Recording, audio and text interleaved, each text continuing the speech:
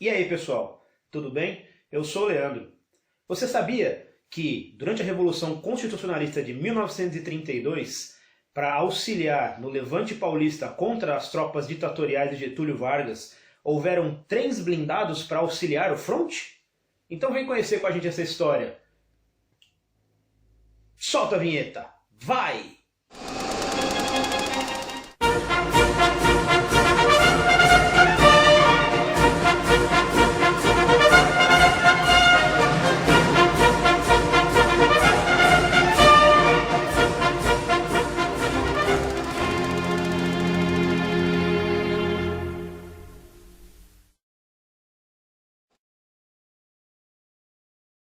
Então, pessoal, para você que está chegando agora aqui no canal, conhecendo a gente aqui no Trem e História, eu peço a vocês, por favor, deixe seu joinha, curta, compartilhe, se inscreve no nosso canal aí, assina o sininho para receber as nossas novidades, que você vai receber bastante informação bacana sobre os trens e a história dos trens.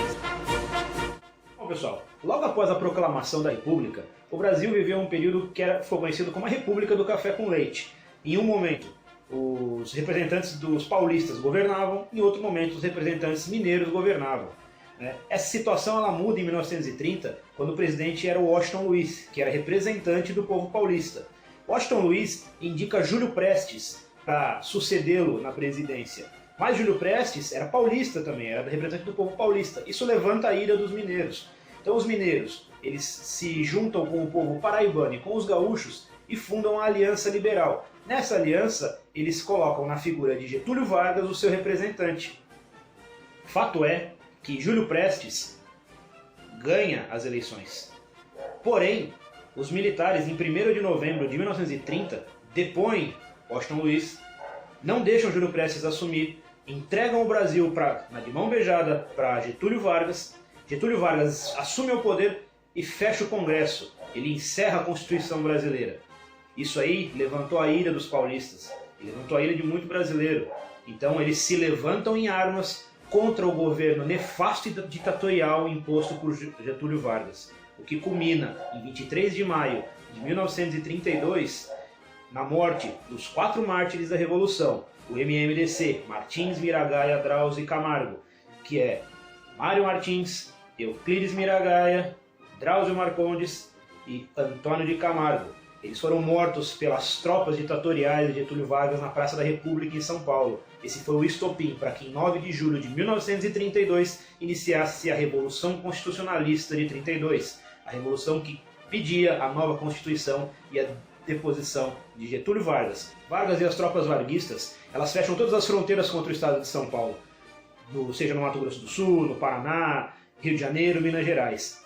Mas São Paulo tinha uma malha ferroviária extensa, então os generais e os comandantes das tropas constitucionalistas, eles pensam por que não utilizar os conceitos utilizados na Segunda Guerra Mundial, dos famosos trens blindados. Nós tínhamos em São Paulo uma malha ferroviária enorme, de quase 7.000 quilômetros de extensão. Então por que não utilizá-la com veículos adaptados para o combate? Juntamente com a Escola Politécnica de São Paulo e mais algumas outras instituições, os paulistas eles conseguiram criar a indústria bélica, uma ótima indústria bélica. É nesse momento que aparece o ouro para São Paulo, várias campanhas para fomentar a batalha, os constitucionalistas, e nesse momento começam a criação dos primeiros trens blindados com apoio da Escola Politécnica e das ferrovias, como a Estrada de Ferro Sorocabana, a Companhia Paulista, a Mogiana e inclusive a Central do Brasil.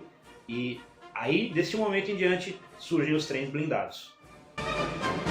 O primeiro trem blindado a sair para a batalha foi o que ficou conhecido como TB1. Os trens blindados ficaram conhecidos por TB, de trens blindados, abreviação. E foi feito na Estrada de Ferro Sorocabana. Ele pegou uma locomotiva Mikado, uma locomotiva do tipo 282, a locomotiva número 216, e blindou 2 vagões que ficavam na sua frente e atrás, só que a blindagem, feita um pouco às pressas, não ficou muito boa. E na Batalha de Buri, onde ela participou, os soldados tiveram alguns ferimentos por conta dessa blindagem que deixou vazar algum tipo de projétil.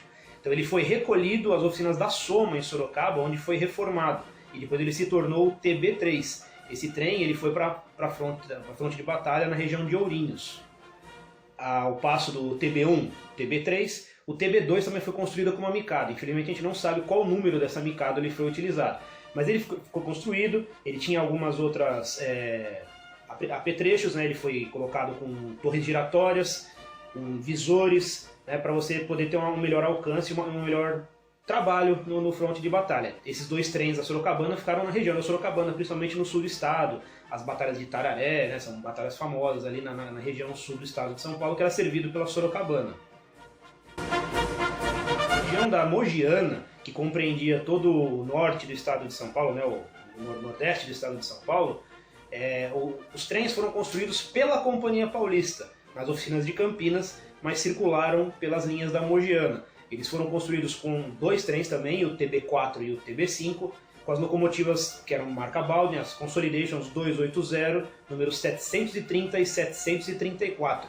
Esses trens serviram a batalhas na região de Eleutério, na região, toda a região que pegava ali a divisa com o estado de Minas Gerais, no nordeste do estado de São Paulo.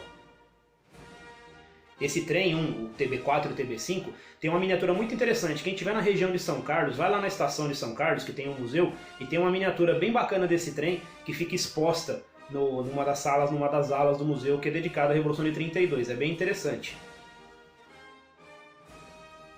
Mas o mais famoso de todos esses trens blindados era o trem da Central do Brasil. Esse trem, ele teve um apelido muito forte, muito marcante, que muitas pessoas até atribuem a todos os trens blindados o mesmo apelido, mas esse era um apelido do trem da Central. Ele ficou conhecido como Fantasma da Morte. Ambos os trens que nós citamos, TB1, TB2, TB3, TB4 e TB5, eram trens da bitola estreita, bitola de 1 metro. A Central do Brasil, por sua vez, é a bitola de 1,60 m, bitola larga. Então as composições são maiores. Então esse era um trem muito grande, né? Ele utilizou uma locomotiva Baldwin, uma 280 também da Central do Brasil, a número 534. Ele tinha 3 vagões, diferente dos outros, que era um vagão na frente da locomotiva, a locomotiva blindada no meio e mais um vagão atrás. O trem da Central do Brasil tinha 3 vagões que ficavam com a locomotiva no meio. A locomotiva, por sua vez, recebeu uma carenagem enorme que cobria toda a máquina, descaracterizando ela, não parecia uma locomotiva. E o pessoal da época dizia que ele parecia um navio que flutuava pelo trilho. Ele tinha holofotes na frente e atrás que faziam feixes de luz que varriam toda a região, né? Isso causava temor nas pessoas, além de um canhão Krupp de 75 mm que ficava no primeiro vagão. Certo? Isso então era um trem que foi muito utilizado. Ele ficou muito famoso também na retirada das tropas da região de Lorena para chegar em São Paulo o pessoal. Então o Fantasma da Morte da Central do Brasil, ele era um trem que causava temor, né? Inclusive ele foi construído aqui na região de Pindamonhangaba, né, na Central do Brasil, no Vale do Paraíba. E ele fazia justamente essa defesa de todo o Vale do Paraíba e a região fronteiriça com o Rio de Janeiro. Os trens blindados, eles eram equipamentos de guerra, né? Em sua maioria, em média, eles carregavam 18 pessoas, né? Sendo 15 soldados e 3 tripulantes da locomotiva. O calor intenso que se fazia dentro dos trens blindados, devido à sua blindagem, pouca ventilação, poucas entradas de luz, ele causava situações curiosas, né? Os combatentes, eles chegavam a combater apenas de calça, sem camisa, por causa do calor intenso. Mas nesses trens, eles carregavam muitas metralhadoras Hotkeys de 7 mm, alguns dos trens tinham o famoso canhão Krupp Schneider de 75 mm, inclusive tinham patolas, que era para, quando esse canhão fosse utilizado, não virar o trem ou não causar nenhum acidente. Porém, o Fantasma da Morte ele chegou a operar com 40 soldados. Como eu disse, ele era um trem muito grande, né, um trem assustador. E situações curiosas também aconteciam, devido à comunicação feita de um vagão por outro com a locomotiva, feita por telefone. Eles tinham um sistema de telefone dentro do trem. Era muito interessante isso daí. Realmente um equipamento de guerra muito curioso. Que fim deram esses trens? Na verdade, a história não nos conta. Uma suposição nossa é que, com o fim da Revolução, né, infelizmente com a rendição dos paulistas, o Getúlio ele confisca tudo que era das Forças Armadas, que eram